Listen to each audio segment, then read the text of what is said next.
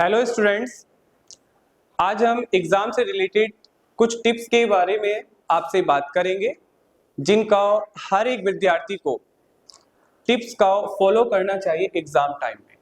जैसा सभी जानते हैं कि आरबीएसई बोर्ड ने आज से 12th साइंस के एग्जाम स्टार्ट कर दिए हैं एंड 7 मार्च से 10th के एग्जाम प्रारंभ होने जा रहे हैं।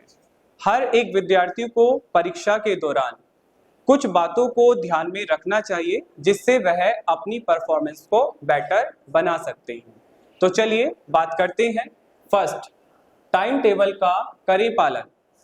एग्जाम टाइम में टाइम टेबल का पालन करना चाहिए। एक टाइम टेबल सेट करना चाहिए कि हमें इस टाइम से इस टाइम तक इस सब्जेक्ट को रीड करना है, इस टाइम से इस टाइम तक इस सब्जेक्ट में स्टडी करनी है, जिससे आपके सभी सब्जेक्ट साथ साथ चलते रहें और जिसका एग्जाम नेक्स्ट डे होता है उसको उसी के अनुसार टाइम देना चाहिए। सेकंड, आवश्यकता के अनुसार तय करें प्रायोरिटी। प्रायोरिटी आवश्यकता के अनुसार तय करें मीन्स यह है कि आपको लगता है कि हमारा ये टॉपिक क्लियर नहीं है या इस सब्जेक्ट में हमारा इतनी परफॉर्मेंस अच्छी नहीं है, तो उसको अच्छा बनाने के लिए, बेटर परफॉर्मेंस बनाने के लिए आप उनका अधिक टाइम दें जिससे आपकी परफॉर्मेंस जो है उन सब्जेक्ट में अच्छी हो सके। नंबर थर्ड, कैलेंडर का करें प्रयोग। कैलेंडर का प्रयोग करने का मतलब यहाँ ये है कि आप किसी भी कार्य को करने के लिए एक सुनिश्चित तरीके से कार्य करें। जैसे आपके एग्जाम होंगे, कोई 7 डेट को एग्जाम है, देन आफ्टर 5 डेज का हॉलीडे आ जाता है, नेक्स्ट एग्जाम होती है एंड इसी तरह कंटिन्यू आपकी एग्जाम चलती रहती है, बीच में आपके गैप्स आते रहते हैं।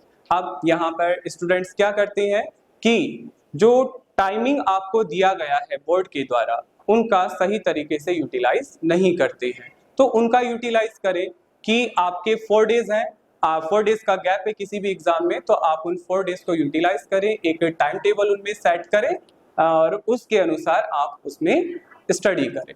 नेक्स्ट, ध्यान केंद्रित रहने के लिए फोन आदि को रखें बंद।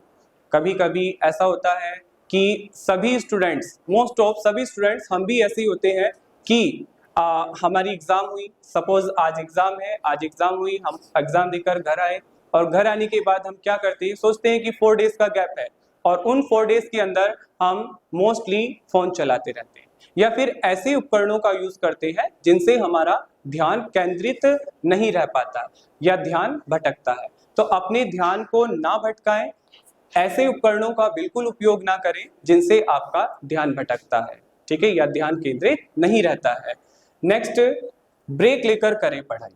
ब्रेक लेकर करें पढ़ाई, यह इसलिए आवश्यक है हर विद्यार्थी के लिए क्योंकि जब हम continue morning to till evening बैठकर पढ़ाई करते हैं तो हमारा जो मेंटली हम क्या हो जाते हैं, थक जाते हैं, टायर्ड हो जाते हैं। हम ऐसे टायर्ड होते नहीं है, बट ये है कि हमारी जो धारणा होती है तो वो ऐसी सेट है कि हम मेंटली टायर्ड हो जाते हैं।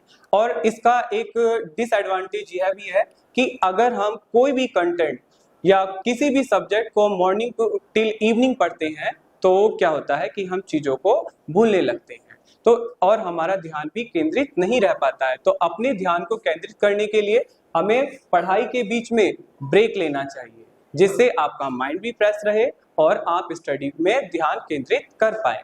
नेक्स्ट, अच्छी नींद जरूर लें। अब देखिए, देखा जाता है कि बच्चे एग्जाम के टाइम में क्या करते हैं कि बहुत स्ट्रेसफुल हो जाते हैं या पेरेंट्स का दबाव रहता है या मार्क्स लाने का दबाव रहता है, तो हम कंटिन्यू स्टडी करते रहते हैं। इवन हम नाइट में भी लेट नाइट स्टडी करते हैं, मॉर्निंग में अर्ली मॉर्निंग बैकअप होते हैं, जिस कारण हम कंप्लीट नींद नहीं ले पाते हैं। एग्जाम के समय में हर रात 7 घंटे की नींद आवश्यक लें। इससे क्या होगा कि आपका मस्तिष्क तरोताजा रहेगा और आपका पढ़ाई में भी ध्यान लगेगा। आपका पढ़ाई में भी ध्यान लगेगा और मस्तिष्क भी तरोताजा रहेगा। नेक्स्ट बात करते हैं हम अनुशासित रहें। अनुशासित रहें कि परीक्षा के दौरान हम अनुशासित और व्यवस्थित रहें।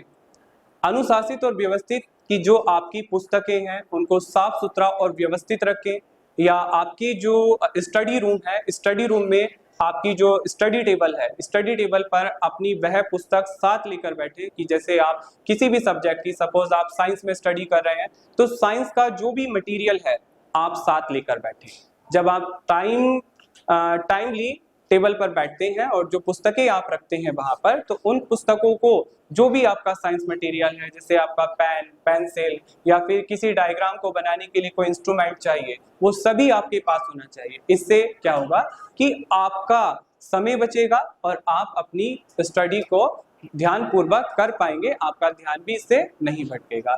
तो प्रिय विद्यार्थियों, आपसे यही आग्रह करते हैं कि आप परीक्षा के दौरान अपने आप को मैनेज करके रखिएगा, जिससे आप बेटर परिणाम दे सकें और सभी अपनी परफॉर्मेंस को आप बेटर बना सकें।